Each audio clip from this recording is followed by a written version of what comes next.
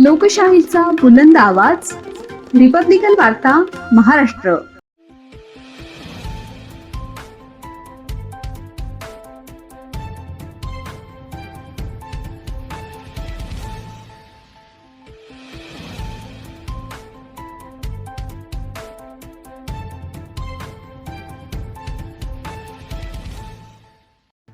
पिशोर पोलिसांची अवैध दारू साठ्यावर धडक कारवाई.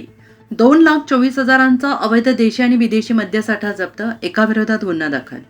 कन्नड तालुक्यातील पिशोर पोलिसांनी गोपनीय माहितीच्या आधारे मिळालेल्या माहितीवरून विनोद कुमार रामगोपाल जयस्वाल, वय वर्ष 48, राहणार चिंचोली, लिंबाजी तालुका, कन्नड, जिल्हा छत्रपती संभाजीनगर यांच्या घरावर छापा टाकला आणि त्यावेळी कोणताही वैध परवाना नसताना विक्रीच्या उद्देशाने मोठ्या प्रमाणात देशी आणि विदेशी मद्यसाठा बेकायदेशीरित्या साठवून ठेवलेला आढळून आला.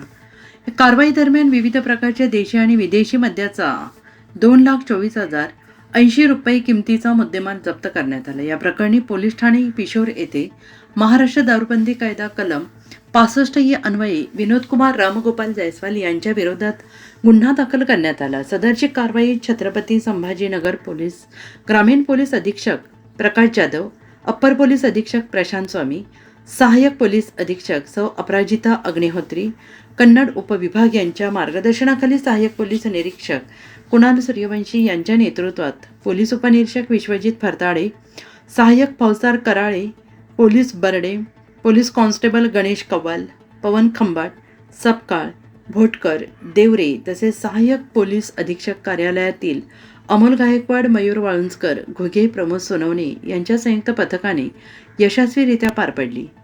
पुढील तपास पोलीस बर्डे हे करत आहेत. रिपब्लिकन वार्ता Maharashtra वृत्तवाहिनीसाठी Aurangabad, Marathwada उपसंपादक Akbar Shah. Subscribe now and press the bell icon. Never miss an update.